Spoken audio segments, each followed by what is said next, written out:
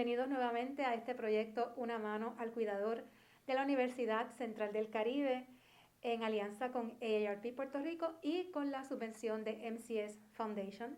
Les habla Mildred Rivera Marrero, decana de Desarrollo Institucional y Planificación Estratégica de la Universidad, y vamos a continuar conversando con el licenciado Juan José Hernández López de Victoria con otros temas interesantes de esas herramientas que nos dan las leyes para nosotros manejar asuntos de nuestra vida, tanto aspectos de salud como aspectos económicos. La vez pasada, licenciada, hablábamos de temas como herencia, como declaración previa de voluntad y poder duradero. Y en esta ocasión me gustaría que nos hablara de qué cosas podemos hacer o de qué herramientas nos dan las leyes cuando hay una persona que ya no puede manejar sus asuntos, que tiene incapacidad. Y ahí me contará usted qué tipo de incapacidad existen y entonces qué podemos hacer. Muy buenas tardes a todas y todos. Un millón de gracias por la invitación nuevamente. Las herramientas que nos provee el ordenamiento vienen en el mismo orden que hemos tenido esta conversación, ¿verdad? Tenemos, mientras estamos claros, tenemos la declaración previa de voluntad, tenemos el poder duradero, pero según nosotros, los seres humanos, nos vamos deteriorando mentalmente, pues va a llegar un momento en el que no solamente vamos a necesitar la ayuda de un cuidador, ¿verdad? Puede que haya circunstancias en las que ya determinamos que no tenemos la capacidad de manejar nuestros asuntos económicos, nuestros bienes o nuestra persona. ¿Okay? En ese momento, cuando eso ocurre, y ustedes habrán escuchado miles de historias como las que he escuchado yo, porque desafortunadamente esto no es blanco y negro, no hay una línea donde podemos decir esta persona es incapaz y esta persona es capaz, sino que nos vamos deteriorando poco a poco. Cuando llegamos al momento donde creemos que ese es el caso, el próximo paso tiene que ser una declaración de incapacidad y tutela. Eso es lo que nuestro ordenamiento hasta el Código Civil del 2020 vislumbraba. Y en ese sentido, el proceso es un proceso donde tenemos que determinar de manera judicial y utilizando el testimonio de facultativos médicos, ¿ok? Que por jurisprudencia se nos ha dicho que, por ejemplo, no puede ser un psicólogo el que testifique, tiene que ser un doctor en medicina, preferiblemente si se trata de asuntos, por ejemplo, como el Alzheimer, pues un neurólogo o neuróloga. Así que una determinación de un facultativo que diga, esta persona ya no está capacitada para administrar sus bienes ni administrar su persona. Fíjense que lo que estoy diciendo son esos dos elementos que incluyen la vida completa, porque administrar sus bienes incluye qué hacer, qué pagar, qué no pagar, cómo generar dinero, dónde guardar, y administrar su persona incluye todo desde asearse adecuadamente, comprarse ropa, hasta tomarse los medicamentos y poder atender todas sus necesidades físicas. El problema con este proceso, y es que es un proceso delicado, que todos debemos considerar, que lo que constituye declarar a alguien incapaz desde el punto de vista legal es muerte legal. ¿Por qué decimos eso? Porque una vez a alguien se le decreta incapaz totalmente, pierde todos los derechos a hacer nada, incluyendo casarse, y todas las decisiones relacionadas con esa persona las va a tomar, en la mayoría de los casos, el tutor o la tutora que se le nombre para la tutela, y en algunas ocasiones el tutor o la tutora junto con el tribunal. ¿Ok? Pero ese procedimiento es un proceso delicado donde se pasa evidencia de esa incapacidad y entonces el tutor o la tutora asumen la responsabilidad de mantener a esa persona bien, administrar adecuadamente sus bienes y administrar adecuadamente su persona. ¿Cuándo se determina que una persona ya no es capaz? ¿Verdad? Es fácil cuando tienes una persona, por ejemplo, con demencia, digamos Alzheimer, que es la más común, cuando ya, ¿verdad?, no reconoce, cuando ya no puede hacer las funciones del diario vivir, etcétera. Pero ¿en qué otras instancias hay que decir, mira, ya esta persona hay que tomar otras determinaciones porque no puede manejar sus asuntos? Ok, yo he tenido instancias mixtas, donde les puedo decir que esa es de las preguntas más difíciles de contestar. ¿Por qué? Porque como dije al principio, no hay una línea, no es blanco y negro. Por ejemplo, yo he tenido casos donde personas que no son adultos mayores, que están en sus 50 años, han tenido una combinación que no conocen de medicamentos que básicamente ha llevado a toda su familia a pensar que están padeciendo de Alzheimer y que han perdido sus facultades.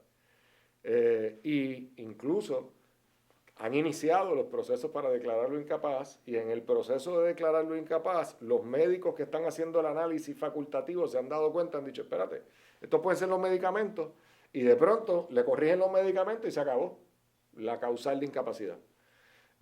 Y eso es importante que lo recuerden. Una vez uno decreta a alguien incapaz, eso se puede revertir. Si esa persona está incapaz momentáneamente por una razón particular y después puede recuperarse, todo eso tiene un espacio en la ley.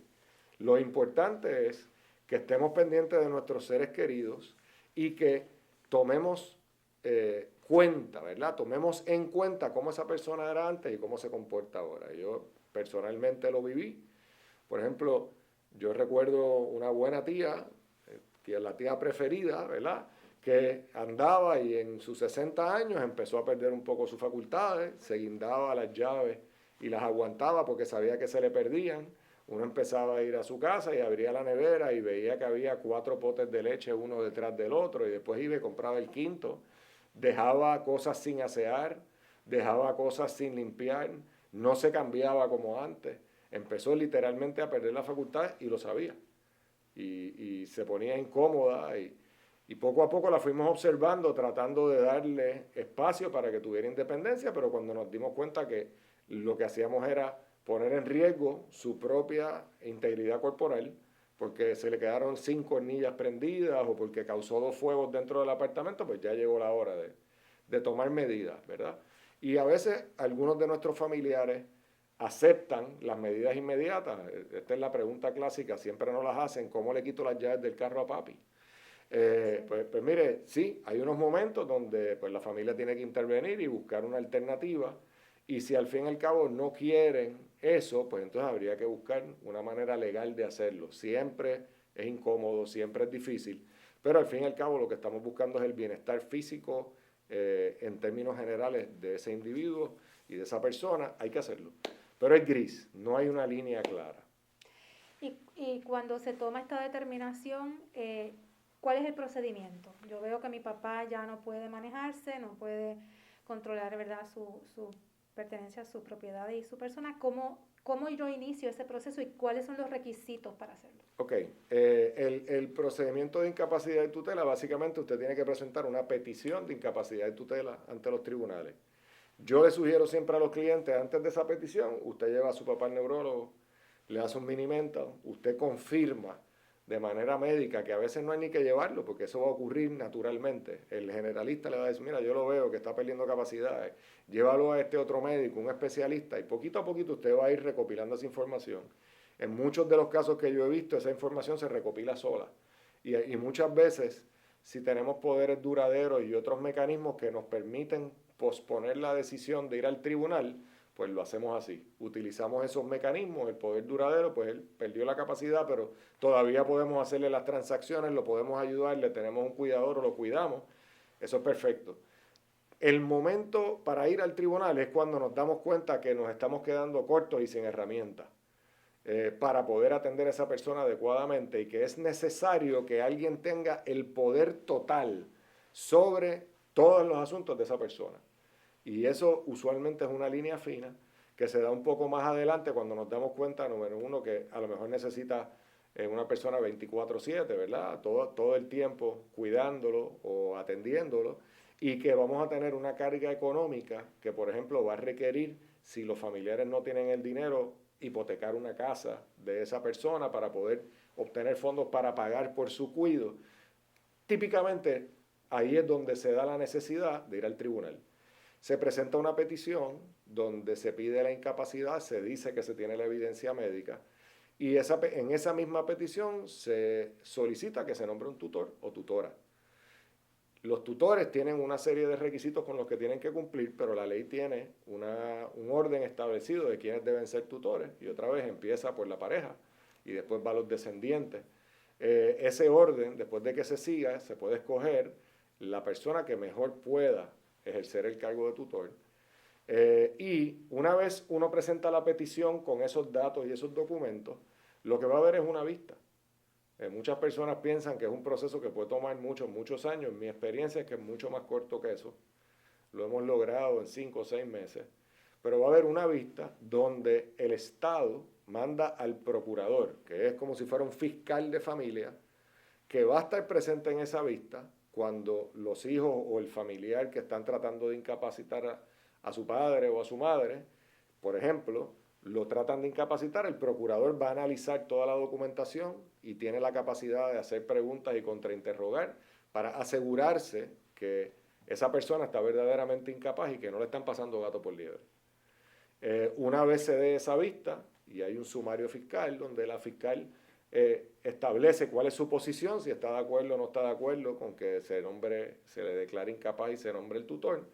Una vez eso ocurre, lo próximo es bastante sencillo. El tribunal nombra al tutor y le da unas cartas testamentarias donde esa persona va a poder, con esa autoridad como tutora, tomar decisiones, ¿verdad? Sobre los bienes y la persona. Y eso incluye todo lo que discutimos previamente sobre las decisiones médicas, el tutor o la tutora quien va a tomar las decisiones médicas, todo lo que tiene que ver con los aspectos económicos igual. Privilegio de este proceso es que esa persona va a tener que rendirle cuenta. ¿A quién? Al tribunal. Por lo menos de los aspectos económicos, esa persona tiene que hacer unos informes anuales sobre todos los fondos del incapaz que ha administrado. Cuántos fondos llegaron, cómo se gastaron, en qué se gastaron y con qué propósito. Y el tribunal podría imponer sanciones dependiendo de las circunstancias. Y además de eso tiene un deber de fiducia, que quiere decir que los prospectos herederos de esa persona, las personas afectadas, podrían demandarlo en negligencia por haber cometido actos negligentes para recobrar daños y perjuicios. Además de eso, en muchos casos se le impone una fianza al tutor o la tutora, que esa fianza lo que hace es garantizar el fiel cumplimiento de sus obligaciones. ¿Y cuán alta puede ser esa fianza? ¿De cuánto es esa fianza? En la mayoría de los casos que hemos manejado, por ejemplo, como parte de la Clínica de Asistencia Legal de la IUPI y otras situaciones donde no hay bienes sustanciales que proteger, la fianza es una bobería nominal de 25 o 50 dólares. Okay. En los casos donde el tutor va a administrar cantidades sustanciales de dinero, la fianza puede ser muy superior a eso. Y además del monto de la fianza, en algunos casos donde el tutor tiene que manejar grandes sumas de dinero, también tiene derecho a cobrar, conforme a la ley, 1% del caudal que administra. Así que se convierte en un trabajo remunerado que realmente por eso también impone mayores requisitos en términos de diligencia.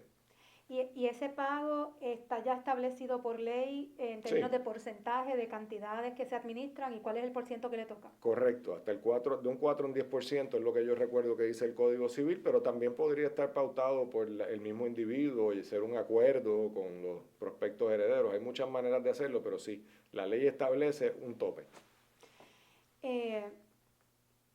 Usted dice que lo puede manejar todo. ¿Es absoluto? O sea, ¿se puede manejar todo, incluyendo venta de propiedades de la persona? Sí, lo único es que el propio código, en el mismo código se establece cuándo va a tener que ir a pedir la autorización judicial. Entonces, lo que hablábamos antes del poder duradero existe también para efectos del tutor y dependiendo de la transacción que vaya a hacer, va a tener que ir nuevamente ante el tribunal y va a tener al procurador de adultos mayores o al procurador específico de familia de esa sala que va a pasar juicio sobre ese criterio. Si hay un conflicto de familiares, que yo que soy la cuidadora entiendo que mi papá ya no tiene las facultades para administrar y yo hablo con mis hermanos, le digo, mira, tenemos que hacer esto porque alguien tiene que administrarle los bienes a papi y los hermanos no quieren. En esa disputa, ¿qué se puede hacer? Ha pasado y lo van a ver si vamos a los casos judiciales. O sea, puede existir la circunstancia en la que un familiar piense que su papá está incapaz y el hermano o la hermana piense que no. Esa disputa se va a ver en el tribunal. Ambos van a poder comparecer porque para la petición de incapacidad y tutela hay que notificar a todos los posibles interesados, que eso incluye al presunto incapaz o la presunta incapaz, a todos sus prospectos herederos y familiares, hermanos, etc. Así que Esa lucha se da y se ha dado en la sala, en el tribunal, e incluso se convierte en una lucha de peritos, desafortunadamente. Un médico va y dice, yo entiendo que está bien, otro médico va y dice, yo entiendo que está mal, y el juez el que va a tener, o la juez, van a tener que tomar la decisión a base de credibilidad. En mi experiencia esos son los menos casos, o sea, eso es un 0.003% de los casos. La mayoría de los casos no hay una batalla sobre quién debe ser el tutor o la tutora y menos sobre la incapacidad. Usualmente, por lo menos mi experiencia en el tribunal, con marcadas excepciones, es porque hemos llegado al punto crítico que esa persona es evidente que no puede tomar decisiones sobre sí mismo. Y estamos hablando de este procedimiento de incapacidad y tutela, pero quiero verbalizar dos cosas importantes para efectos de los que nos están viendo y escuchando. Lo primero es, si usted no quiere pasar por ese proceso larguísimo porque no tiene los fondos, porque se le hace difícil, y estamos hablando de un adulto mayor, siempre está a su alcance la Ley 121, la Carta de Derechos de los Adultos Mayores. La Ley 121, por lo menos de manera provisional, le va a permitir ir a la sala del tribunal y decirle al tribunal, mire, yo tengo esta situación con este adulto mayor, está sufriendo, lo estoy viendo, hay que tomar decisiones, y el tribunal los va a ayudar a tomar decisiones que incluso, y aquí hay debate jurídico, pero la realidad es que los jueces en ocasiones pueden determinar, usted le va a administrar la cuenta por estos meses en lo que resolvemos esta situación, usted va a tener acceso a los fondos, le estamos dando una orden para que lo haga. Una solución un poco más inmediata y menos costosa, porque en la sala de investigaciones ustedes pueden irse a abogados y tratar de hacer lo que necesiten con la ayuda de un juez municipal o una juez municipal. Además de decir eso, que la Ley 121 nos ayuda, también tenemos que considerar los casos mixtos. Y gracias a Dios, el nuevo Código Civil, el Código Civil 2020, una de las mejorías sustanciales es cuando le permite a los jueces, a pesar de que hay un caso donde no está claro, ¿verdad?, si hay una incapacidad total o no, proveer unos mecanismos intermedios. Y le permite a los jueces decir, espérate, pues yo creo que tú estás incapaz de administrar tus bienes, pero no tu persona. Así que yo te voy a nombrar a un tipo de tutor, pero limitado a la faceta económica para que te ayude a tomar decisiones económicas, pero no te estoy incapacitando totalmente. Y por lo menos ese es el lenguaje estricto del código que no se ha puesto a prueba con casos judiciales, pero aparenta ser una intención legislativa que amplía un poco las oportunidades de ayudar a una persona que no se puede valer solita, ¿verdad?, por sí misma, pero a la misma vez sin quitarle todos los derechos que conlleva declararle incapaz y meramente designándole a alguien que la ayude por tener una capacidad disminuida en una faceta y en otra no. Usted mencionó algo ahorita que quiero retomar, y es cuando le quito las llaves a papi, o cuando yo decido, y son decisiones muy difíciles para el familiar, pero también para el adulto mayor. De acuerdo.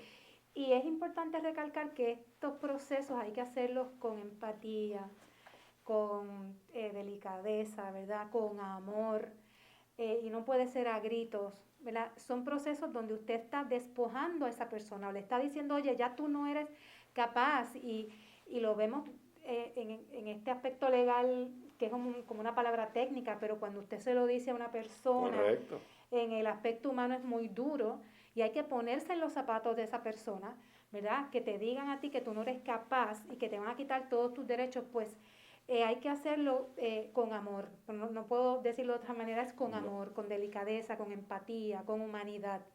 Coincido con su criterio, y es importante tomar en consideración, que quizás no lo dije antes, que un elemento esencialísimo en nuestra ley es que se presume la capacidad de los adultos. ¿Qué quiere decir eso? El hecho de que usted vea que una persona a lo mejor se le olvidan 3 cosas o quizás tomó una mala decisión económica no significa que esa persona es incapaz. Tenemos que presumir que son capaces. Y desde el punto de vista de presumir que son capaces, solamente la evidencia médica nos va a dar la información contraria. ¿Qué quiere decir eso?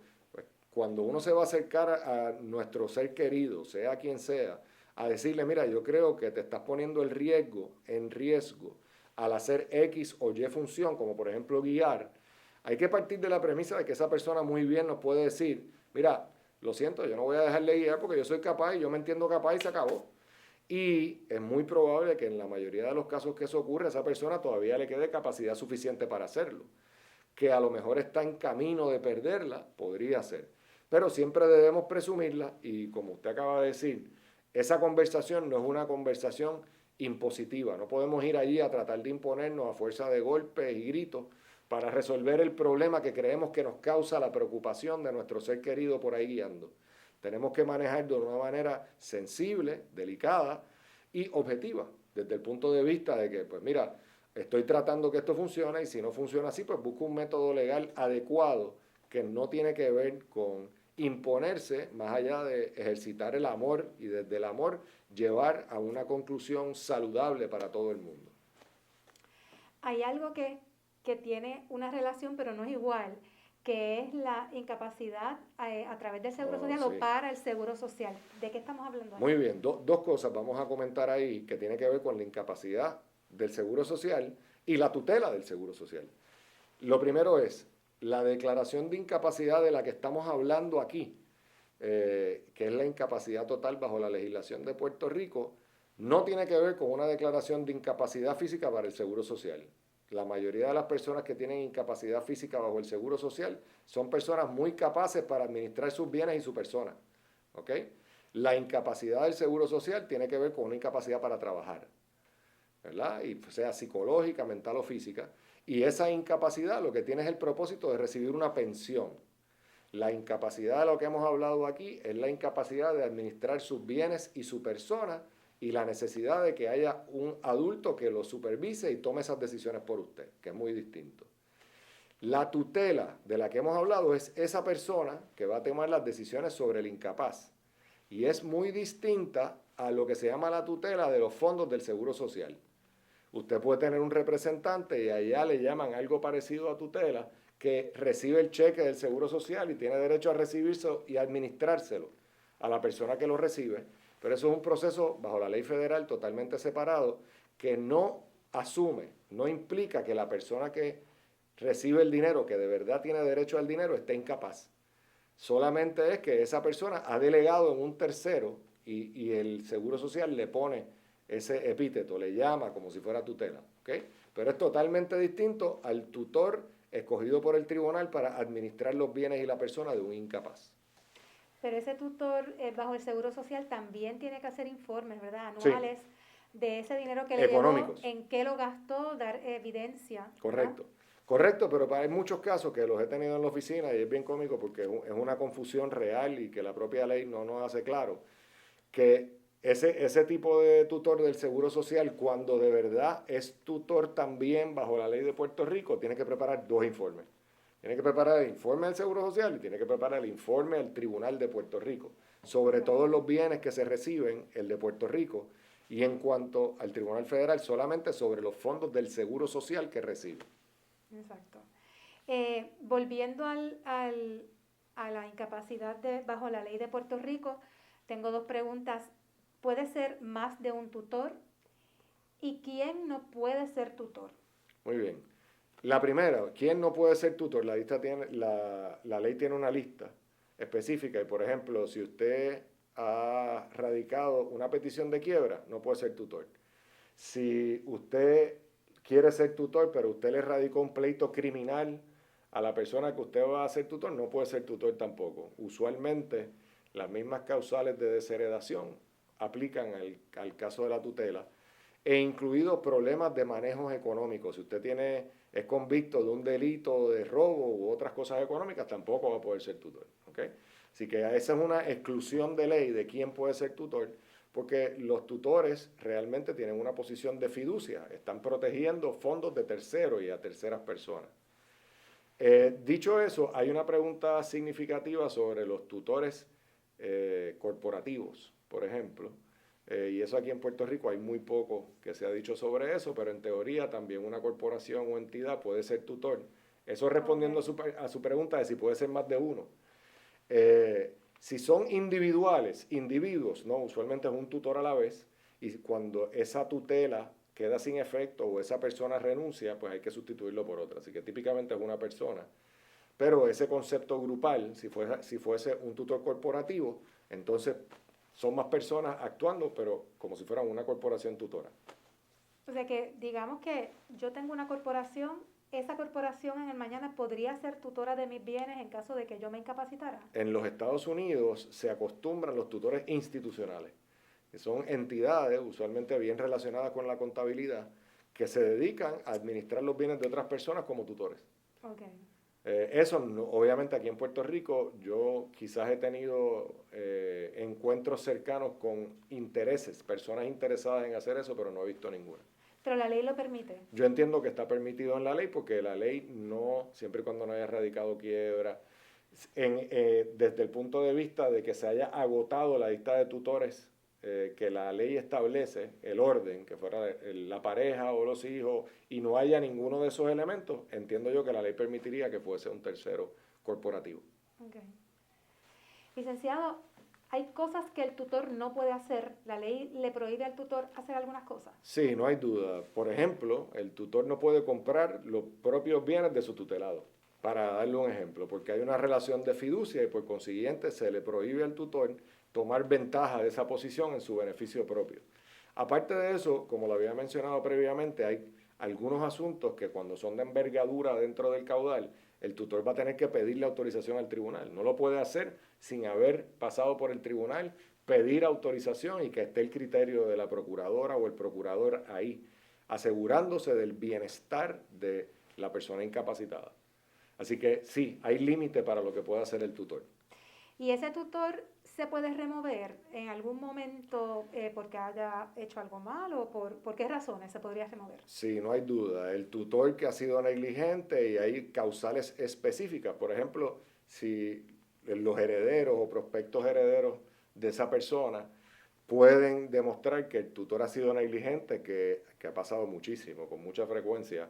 Tutores que se benefician personalmente de la administración, tutores que los actos negligentes porque no le prestan atención a los bienes del tutelado. En todos esos escenarios hay una lista de causales que todas esas son de las causales que conllevarían un proceso de remoción del tutor. Y para eso hay que ir al tribunal, solicitarle la remoción del tutor. En muchos casos, la mayoría que yo he atendido, el propio tutor se da cuenta y básicamente renuncia. Cuando eso ocurre, el tutor tiene que hacer lo que se llama un informe de cierre de su tutela para dar la última información de lo que hizo o dejó de hacer y se nombraría un nuevo tutor. Y esos casos usualmente terminan con reclamaciones en daños y perjuicios por las actuaciones negligentes del tutor. Y yo creo que este comentario suyo lo que nos lleva es a recordar que aunque su pariente, su papá, su tío, su abuelo o su abuela, ¿verdad?, tenga un tutor establecido o determinado por el tribunal, usted como familiar tiene que tener, ¿verdad?, ojo visor, no puede descansar en que esa persona ya tiene la venia del tribunal para administrar los bienes de ese familiar adulto mayor. Usted tiene que estar pendiente porque esto podría ocurrir y ser usted entonces la persona que tenga que ir al tribunal a pedir esto. Totalmente de acuerdo, excelente punto para recordarle a quien quiera que nos esté escuchando y viendo. Es importante, por ejemplo, el tutor tiene que hacer informe anual. Es importante que usted como familiar, que le van a enviar la copia porque está exigido por el tribunal, que usted coja esa copia y la revise y se dé cuenta de dónde están los recibos y qué fue lo que pasó aquí, cómo se utilizó el dinero, si es que usted ya no lo sabe. ¿Por qué? Porque queremos supervisar al tutor, todo en beneficio del incapaz. Muchas veces a base de la buena administración del tutor es que se puede cubrir el cuidado extendido del incapaz. Y esa es una responsabilidad importante de todos los familiares, no solamente del tutor, de todos. Así que sí, hay que estar pendiente de las labores y supervisar ese proceso siempre y cuando se haga obviamente con cordura y con respeto. Muchos tutores trabajan sin paga, muchos tutores lo hacen porque tienen cariño a esa persona y porque son las personas adecuadas para hacerlo. Eso no le quita responsabilidad tampoco. Así que esas personas que lo asumen por puro cariño tienen que entender que tienen que ser diligentes y que si no lo pueden ser, pues muy bien pueden pedir sustitución y buscar un nuevo tutor. ¿Cuándo termina la tutela? La tutela va a terminar típicamente con la muerte del incapaz. En paz descansen los que ya se nos han ido. pero podría terminar por la remoción como tutor negligente, podría terminar porque surge una causal específica que el tutor como tal no puede hacer su trabajo, digamos que el tutor se enfermó, también surgiría por la muerte del tutor, porque muchos tutores mueren antes que sus incapaces. Todas esas son causales de terminación de la tutela, donde conllevaría si es que se puede, ¿verdad?, recopilar la información con un informe final de esa tutela y nombrar un nuevo tutor o tutora. Cuando muere el adulto mayor que tenía este tutor y quedan bienes por repartir, ¿eso continúa el proceso normal de la ley o hay algo particular que ocurra porque esa persona tenía un tutor? Bueno, el tutor tiene que hacer el informe final de los bienes y una vez se haga el informe final de los bienes, entonces va a empezar a correr todo el proceso de herencia, porque recuerde, vamos a asumir que es incapaz, no tenía testamento, pues una vez muere, ahí se va a abrir una herencia intestada, es lo que le decimos, hay que buscar una declaratoria de herederos, pero una vez esa declaratoria de herederos esté, el informe final del tutor es lo que permite que los herederos distribuyan lo que haya, porque ese informe final tiene que incluir todos los activos y pasivos del incapaz. Así que no es una continuidad del proceso de tutela, sino que la tutela termina, hay un informe final y entonces los herederos son los que manejan la distribución del caudal. Muy bien, muchas gracias, licenciado, por ayudarnos con este tema vital, ¿verdad?, para todos nosotros, en particular para cuando vamos envejeciendo ya.